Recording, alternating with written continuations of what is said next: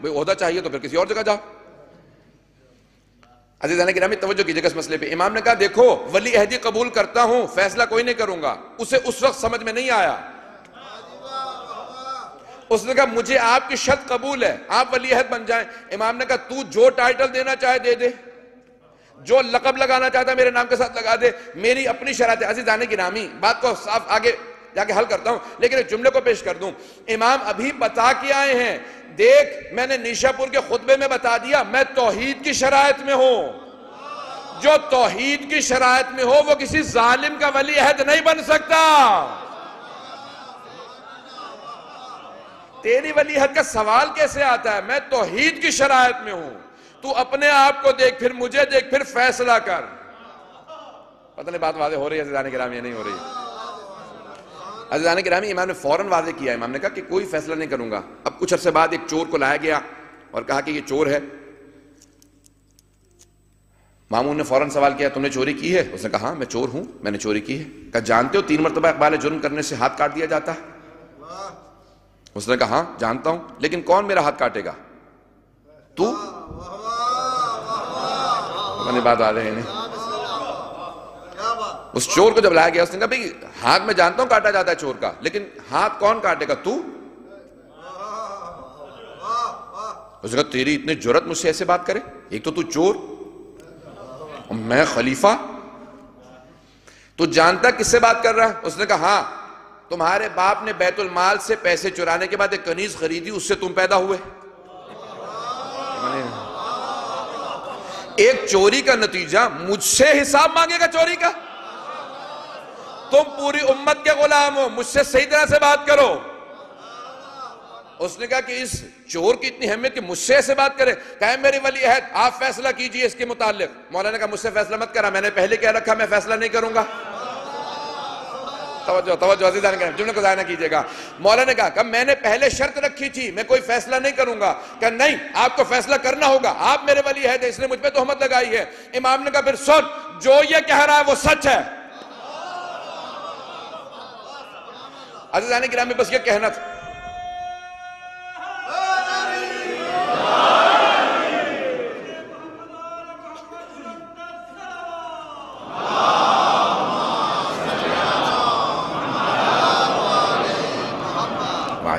عزیزان گرامی غور فرمایا آپ نے؟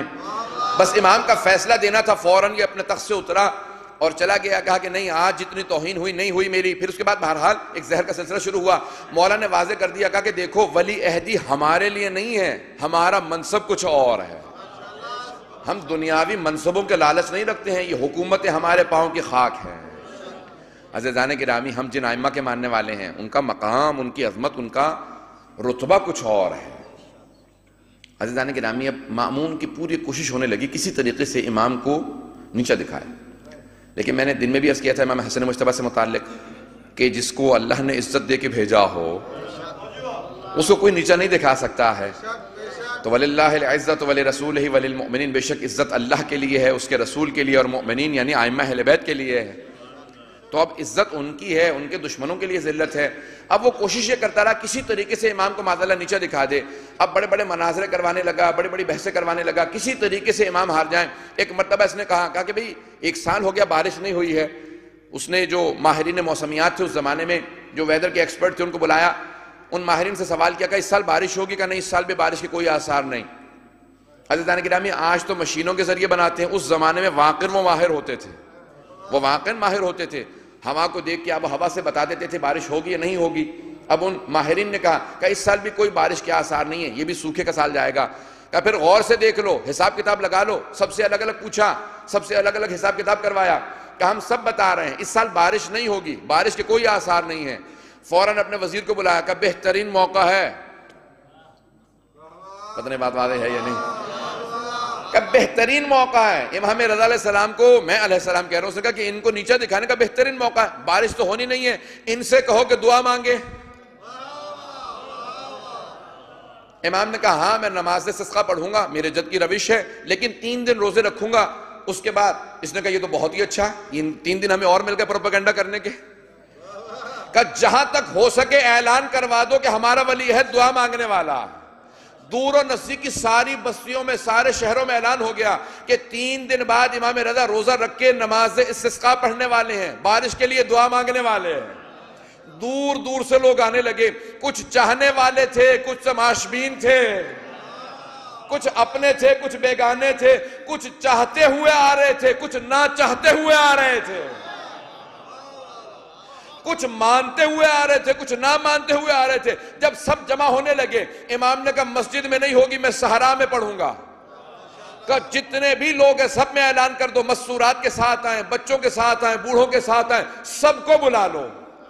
عزیزان گرامی، امام نے اپنے امامے کا بند کھولا، اپنی ابا کو الٹا کیا، چلنے لگے، اپنے نالین کو اتار دیا، امام نے زمین پہ قدم رکھا، زمین قدم کے بوسے دینے لگے۔ امام نے تکبیر کی آواز کو بلند کیا، کہا اللہ اکبر، آسمان سے لبیک کی آوازیں آنے لگی۔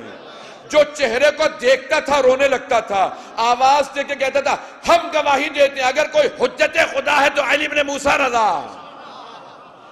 عزیزان گرامی، امام کی حیبت و جلال یہ تھی، چلنے کا انداز بتا رہا تھا یہ امام وقت ہے۔ بس ایک شیر کا چلنا تھا، امام کا داور تھے، بہت خوبصورت تھے۔ اللہ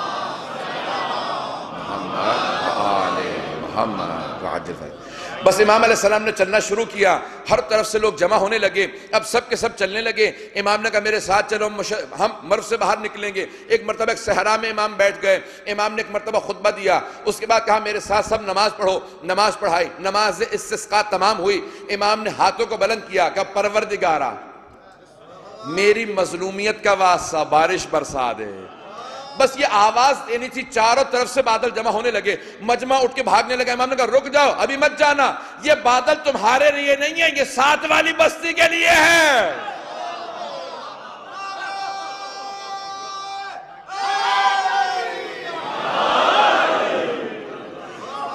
امام نے کہا یہ بادل تمہارے لیے نہیں، یہ ساتھ والی بستی کے لیے ہیں۔ اب میں تمہیں بتاتا ہوں میں کون ہوں۔ کہا میں نواسہ رسول کی ذریت سے ہوں، میں زہرا کا بیٹا ہوں، میں علی کا بیٹا ہوں، میں حسن کا بیٹا، میں حسین کا بیٹا ہوں۔ اب امام نے اپنا تعارف کروایا، جو مجمع سن رہا تھا، دیکھتا تھا، روتا چلا جاتا تھا۔ امام نے کہا اب اٹھو، اپنے گھروں کو لوٹ جاؤ، جیسے ہی آخری فرد گھر کو پہنچے گا بارش نازل ہوگی، پانی جمع کر لینا، یہ میرا وعدہ ہے، میں اللہ کا نمائندہ ہوں۔ ایک مرتبہ بادل جمع ہونے لگے، جب گرج برس شروع ہوئی، بارش ہوئی، مامون نے کہا ذرا ماہرین موسمیات کو بلاؤ۔ جب سارے جمع ہو گئے، کہا تم نے تو کہا تھا بارش نہیں ہوگی۔ کہا ہم خدا کی قسم کھا کے کہتے ہیں بارش نے نہیں ہونا تھا، یہ اس کی دعاؤں کی وجہ سے ہوئی ہے۔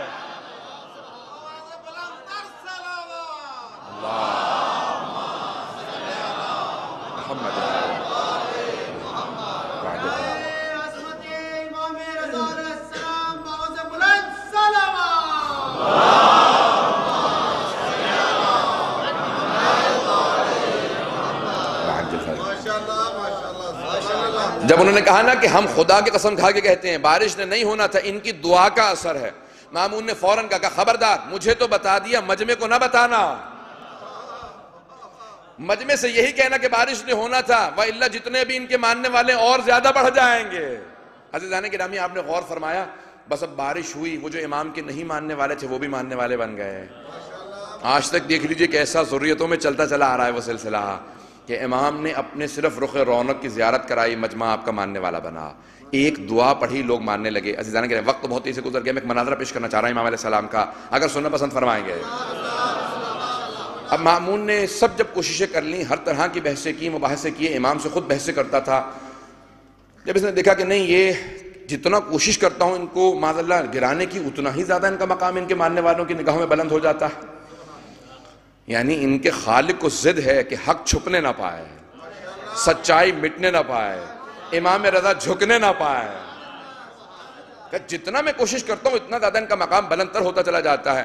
اب اس نے کہا کہ دیکھو، اپنے وزیر سے کہا کہ جتنے بڑے بڑے ادیان ہیں، ان تمام ادیان کے جو سب سے بڑے علماء ہیں ان سب کو دعوت دو میری طرف سے، ان کے آنے جانے کا خرچہ میں دوں گا، ان سب کے رکنے کا خرچہ میں دوں گا، کھانے پینے کا خرچہ میں دوں گا، کہ ان سب کو بلا لو اور کہو کہ تیاری کر کے آئیں، اپنے چیلے چانڈے ساتھ لے کے آئیں، جتنے علماء لا سکتے ہیں لے کے آئیں، کہ سب سے کہو بہترین سخت ترین سوالات تیار کریں اور تیاری کر کے آئیں، میں ایک مناظرہ رکھوانا چاہتا ہوں۔ اور پھر ایک مرتبہ اپنے وزیر سے کہا کانوں کان خبر نہ ہونے دینا انہیں، کانوں کان خبر نہ ہونے دینا۔ علی بن موسیٰ رضا کو، ہمارے ولی عہد کو کانوں کان خبر نہ ہو۔ عزیزان گرامی، ہم ایسے کو امام ہی نہیں مانتے جسے معلوم نہ ہو کہ سازشیں کیا ہو رہی ہیں۔ ہم ایسے کو امام مانتے ہیں جو پہاڑ کے پیچھے دیکھ کے بتا دے جو لشکر آ رہا ہے ان میں سے کتنے میرے ہاتھوں مارے جائیں گے، کتنے بھاگ جائیں گے۔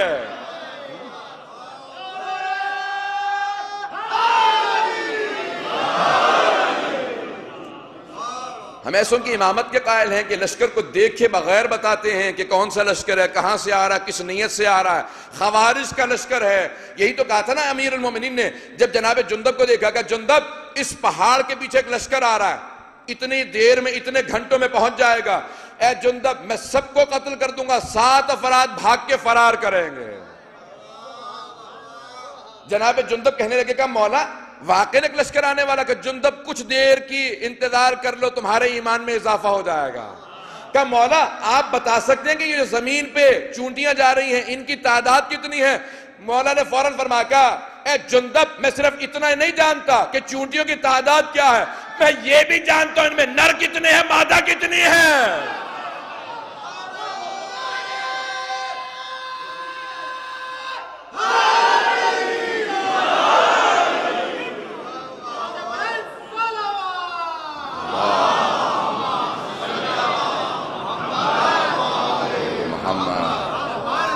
توجہ ہے نا عزیزان گرامی، ہم ایسوں کی امامت کے قائل ہیں۔ عزیزان گرامی، اب ایک مرتبہ سارا ماحول بننے لگا، ایک مرتبہ جب سب کے سب علماء جمع ہو گئے، جتنے ادیان تھے۔ اب یہ کتاب التوحید کا انگریزی میں ترجمہ کر رہا تھا، چھپ چکی کتاب، تو یہ آخری 2 ابواب ہیں جو امام رضا کا مناظرہ ہے۔ جب میں ترجمہ کر رہا تھا انگریزی کے اندر تو میں عربی میں عبارت پڑھ رہا تھا اور سوچ یہ رہا تھا کہ یہودیوں سے امام کا مناظرہ ہے، اس کے اندر ربی کہا جاتا ہے عربی کے اندر، انگریزی میں ربائے کہتے ہیں۔ یہ یہودی جو پادری ہوتے ہیں، کہا کہ جو ان کا چیف ربائے تھا، رأس الجالوت عربی میں کہتے ہیں، اس کو بلایا گیا تھا، اس کے ساتھ سب اس کے چیلے علماء اس کے ساتھ جو اس کے دین کے تھے وہ آئے تھے۔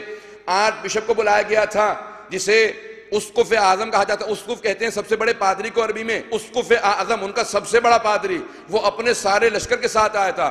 ہندوؤں کے بڑے بڑے سادھوؤں کو بلایا گیا تھا، مجوسیوں کے علماء کو بلایا گیا تھا، سارے عالم اسلام کے ستارہ پرستوں کو، جتنے ادیان تھے، پتہ نہیں توجہ ہے عزیزان گرامی کے نہیں، سب کو بلایا، سب ایک ایک لشکر کے ساتھ آئے۔ جب سب جمع ہو گئے تو مامون بہت خوش ہوا، کہا کہ اب جاؤ جا کے میرے ولی عہد کو بلا لاؤ۔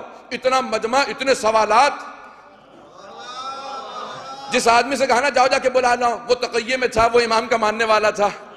اب بڑا گھبرایا ہوا، ٹانگیں کانپتا ہوا، ہانپتا کانپتا امام کی بارگاہ میں پہنچا، کہا مولا آپ کا مامون نے بلایا۔ مولا نے فوراً فرمایا کہ بلایا مجھے ہے، گھبرایا و تو ہے۔ توجہ ہے عزیزان گرامی، امام نے کہا بلایا مجھے، گھبرایا و تو ہے۔ کہ مولا وہ دربار کے اندر بہت سے علماء جمع ہو گئے مختلف ادیان کے۔ امام نے کہا سن، گھبرانے کی بات نہیں ہے، کیا تجھے اپنے امام کے علم میں شک ہے؟ کہ مولا آپ کے علم میں شک نہیں ہے۔ یہ جو مناظرہ کرنے والے ہوتے ہیں یہ گھما پھرا کے بات کو ایسا پیش کرتے ہیں، سوال ہوتا کچھ ہے،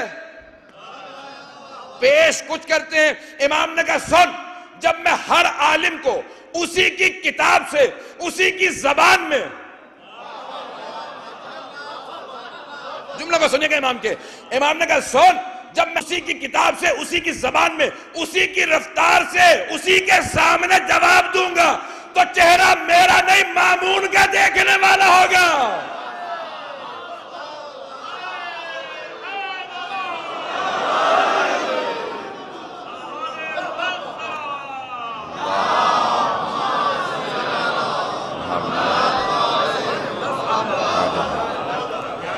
عزیزان گرامی، امام نے کہا کہ میں ہر عالم کو اسی کی زبان میں جواب دوں گا، اسی کتاب میں۔ عزیزان گرامی، ہم ایسے امام کے ماننے والے ہیں۔ جب امام کے پاس آنے لوگ سوال کرنے لگے تو بعض جو ضعیف العقیدہ قسم کے لوگ تھے کہا مولا ان کی زبان آپ نے کب سیکھی؟ یہ تو روم سے آیا، آپ روم گئے ہی نہیں۔ امام نے ایک کنکر کو اٹھایا، اپنا لعاب دہن لگایا کہ اپنی زبان پہ رکھ۔ اس نے زبان پہ رکھا، بڑی تیزی سے گنتی گننے لگا، 1 2 3 سے 70 تک چلا گیا۔ کچھ نے پوچھا گنتی کیوں گن رہا ہے؟ کہ ان کے لعاب دہن کا اثر یہ ہے میں نے اپنی زبان پہ رکھا، 70 زبانیں مجھے ازبر ہو گئے۔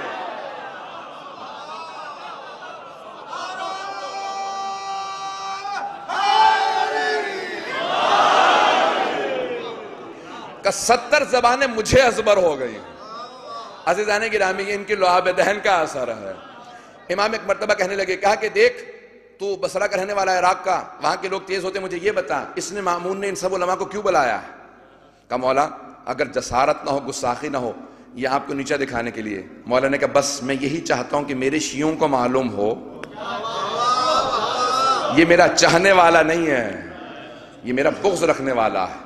امام نے کہا سب پہ واضح کرتا رہے۔ امام نے ایک مرتبہ، عزیزان گرامی اپنے الفاظ میں پیش کروں گا، اس کو سادہ کر کے آپ کے سامنے پیش کروں گا۔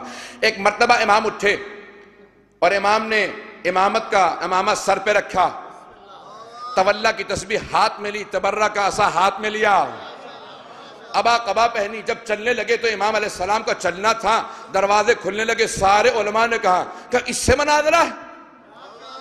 ابھی امام آئے ہی تھے، دیکھا ہی تھا، سارے مجمع کو جیت لیا تھا۔ امام کا منبر لگا، مامون نے فوراً کہا کہ فرزند رسول یہ لوگ آئے ہیں آپ سے سوالات کرنا چاہتے ہیں، ان کے کچھ سوالات ہیں۔ یہ نہیں کہا میں نے دعوت دے کے بلایا ہے، میں چاہتا ہوں کہ مناظرہ ہو۔ کہ ان لوگوں کے کچھ سوالات ہیں، دور سے آئے ہیں، سوالات کرنا چاہتے ہیں، اجازت ہے آپ کی؟ امام مسکرانے لگے، کہ چاہے مناظرے کے لیے آئے ہوں چاہے سوال کے لیے آئے ہوں، سب کو اجازت ہے، جو پوچھنا چاہو پوچھ لو، میں وارث منبر سلونی ہوں۔ عزیزان گرامی بس امام تھے نا، فوراً بیٹھے۔ امام نے کہا چاہو، اب مجمع نے کہا کہ پہلے آپ سوال کریں گے یا پہلے ہم سوال کریں؟ امام نے کہا چاہو تو تم سوال کر لو، چاہو تو میں سوال کر لوں۔ کہ اتنا یقین ہے آپ کو اپنے علم پہ؟ امام نے کہا ہاں، جو چاہو تم پوچھ لو، اور اگر کہو تو میں سوال کرتا ہوں۔ کہ ہم تو بہت زیادہ ہیں، آپ جس سے جو چاہیں سوال کر لیں۔ امام نے کہا ٹھیک ہے، میرا پہلا سوال عیسائیوں سے ہے۔ کیوں عیسائیوں سے؟ کیونکہ ان کے ہاں توحید کا مسئلہ ہے، وہ حضرت عیسیٰ کو ابن اللہ مانتے ہیں، اللہ کا بیٹا مانتے ہیں، بندہ نہیں مانتے۔ عزیزان گرامی توجہ کیجئے گا، امام نے اصول دین کی ترتیب امام رضا نے سمجھائی۔ امام نے کہا میرا پہلا سوال عیسائیوں سے۔ اب سارے عیسائی کھڑے تھے، رسول اسقف کھڑا تھا، امام کو دیکھ رہا تھا۔ امام نے کہا میں حضرت عیسیٰ کو مانتا ہوں، وہ اللہ کے نبی تھے، بندے تھے، اللہ نے کتاب دے کے بھیجا تھا، شریعت دے کے بھیجا تھا۔ جناب عیسیٰ اللہ کے برگزیدہ انبیاء میں سے تھے، لیکن جناب عیسیٰ کے اندر ایک کمی تھی، نماز روزے کے چور تھے۔ جیسے آپ گھبرائے بیٹھے ہیں نا، وہ سارا مجمع امام پہ حیرت کرنے لگا کہ یہ امام نے کیا کہہ دیا، جناب عیسیٰ سے متعلق اتنی بڑی بات کہہ دی۔ اب امام جانتے تھے کہ مناظرے کے اصول ہیں، جب تک کہ اپنے مد مقابل سے اپنی بات نہ کہلواؤ، نہیں واضح کر سکا کہ جب تک مد مقابل سے اپنی بات نہ کہلوا لو تب تک مناظرہ جیتتا نہیں ہے انسان۔ بس یہ جملہ کہنا تھا، جناب عیسیٰ، امام نے کہا جناب عیسیٰ نماز روزے کے چور تھے۔ وہ جو راسل جالوت تھا، ایک مرتبہ اس کو آگ لگ گئی، اس نے کہا کس نے کہا کہ آپ مسلمانوں کے عالم ہیں؟ یہ تو سب نے لکھا ہے۔